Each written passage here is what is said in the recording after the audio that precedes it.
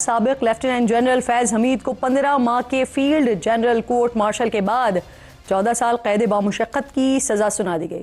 12 اگست 2024 کو Pakistan army act کے تحت سابق لیفٹیننٹ جنرل فیض حمید کے خلاف کارروائی کا آغاز ہوا۔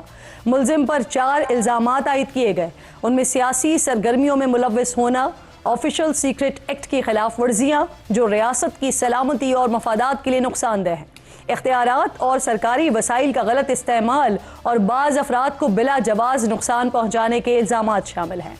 ISPR کے مطابق ملزم کو تمام قانونی حقوق فراہم کیے گئے ہیں، اپنی مرضی کی دفاعی ٹیم تعینات کرنے کا حق بھی حاصل تھا اور مجرم کو متعلقہ فورم پر اپیل کا حق حاصل ہے۔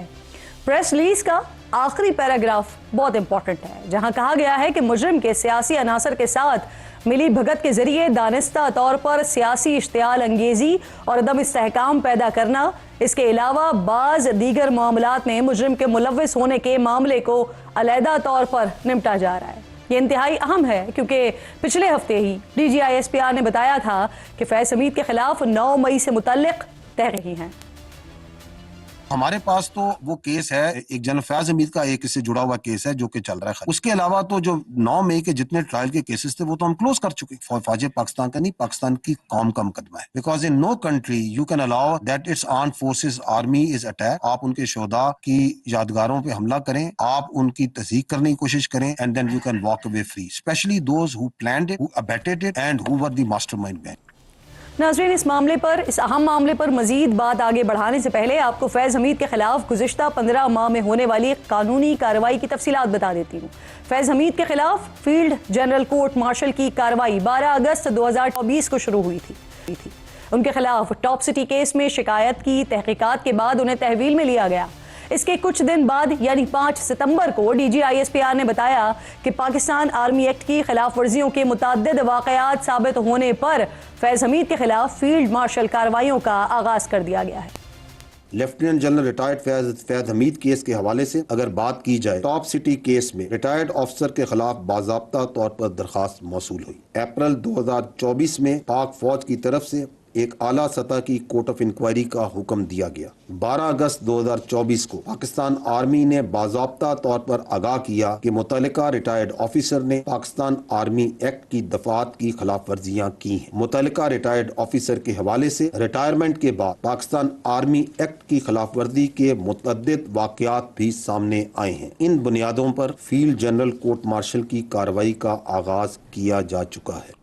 10 دسمبر 2024 کو لیفٹیننٹ جنرل ریٹائرڈ فیض حمید کے خلاف باضابطہ طور پر چارج شیٹ کیا گیا۔ چارج شیٹ میں ان پر سیاسی مداخلت، اپنے حلف کی خلاف ورزی سمیت حکومت کے ساتھ معاہدوں سے متعلق الزامات عائد کیے گئے۔ اس کے علاوہ بھی ان پر کچھ الزامات لگے ہیں جو سپریم کورٹ تک بھی پہنچے۔ ان پر فیض آباد دھرنے میں ملوث ہونے کا الزام بھی لگا۔ 27 نومبر 2017 کو اس وقت کی حکومت اور تحریک لبیک پاکستان کے درمیان معاہدے کے آخر میں بوساطت میجر جنرل فیض حمید لکھا گیا تھا، یعنی وہ اس معاہدے کے گارنٹر تھے۔ 2019 میں سپریم کورٹ نے اپنے فیصلے میں ایسے عسکری افسران کے خلاف سخت کارروائی کا حکم دیا تھا جنہوں نے اپنے حلف کی خلاف ورزی کرتے ہوئے سیاسی سرگرمیوں میں حصہ لیا، لیکن پھر اپریل 2024 میں سپریم کورٹ کے احکامات پر بنے 3 رکنی فیض آباد دھرنا انکوائری کمیشن نے سابق DG ISI lieutenant general retired Faiz Hameed کو کلین چٹ دے دی تھی اور دھرنے کی ذمہ داری پنجاب حکومت پر ڈال دی تھی۔ دلچسپ بات یہاں پر یہ بھی ہے کہ اس وقت پنجاب کے وزیر اعلیٰ شہباز شریف تھے اور انہی کی حکومت میں بننے والے کمیشن نے یہ رپورٹ مرتب کی۔ دیگر الزامات میں فیض حمید پر سیاسی معاملات میں مداخلت، سیاسی انتقام، غیر قانونی گرفتاریاں اور سیاسی وفاداریاں تبدیل کروانا بھی شامل ہے۔ اس کے علاوہ تحریک انصاف دور میں فیض حمید پر PTI کے مخالفین کو جیلوں میں ڈالنے، اسمبلی اجلاسوں میں اراکین کی حاضری پوری کروانے اور بجٹ منظور کروانے میں بھی کردار ادا کرنے کے الزامات لگے ہیں۔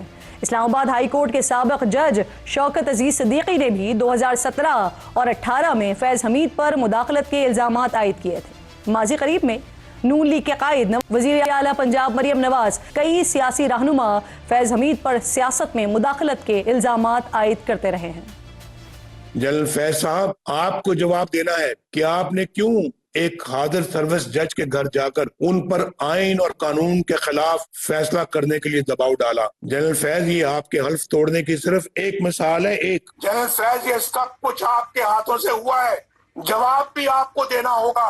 جواب دو پاناما بینچ بنانے والے جنرل ریٹائرڈ فیض حمید, جواب دو. جنرل فیض دھمکاتا تھا, ڈراتا تھا ججز کو, ان کی ویڈیوز دکھاتا تھا اور اپنی من پسند فیصلے لیتا تھا. وہ تب بھی سہولت کار تھا, وہ آج بھی سہولت کار ہے. دوسری طرف 9 مئی کے حوالے سے نون لیگ قیادت اور دیگر سیاستدانوں کی طرف سے بھی جنرل فیض حمید پر الزامات عائد کیے جاتے رہے ہیں. پی ٹی آئی کو اقتدار میں لانے کا جو مین کردار تھے ان میں سر فہرست جو ہے وہ فیض حمید صاحب تھے. یہ پارٹنرشپ جو ہے 2018 کے الیکشن سے پہلے کی چلی ہوئی ہے. 9 مئی کو بھی یہ پارٹنرشپ قائم تھی, 9 مئی کے بعد بھی یہ پارٹنرشپ چلتی رہی. جبکہ ناظرین ISPR کی طرف سے اس حوالے سے ان پر باضابطہ طور پر کوئی الزام عائد نہیں کیا گیا. البتہ پہلے ISPR نے یہ کہا تھا کہ جنرل فیض کا مبینہ کردار 9 مئی کے واقعات میں سیاسی مفادات کے ساتھ علیحدہ سے زیر تفتیش ہے. تحریک انصاف دور حکومت میں فیض حمید کو سابق وزیر اعظم عمران خان کے کافی قریب سمجھا جاتا تھا اور اسی دور میں وہ چیف آف آرمی سٹاف کے عہدے کے مضبوط امیدوار بھی سمجھے جا رہے تھے. تحریک انصاف حکومت کے خاتمے کے چند ماہ بعد ہی یعنی دسمبر 2022 میں جنرل فیض حمید نے قبل از وقت ریٹائرمنٹ لے لی تھی.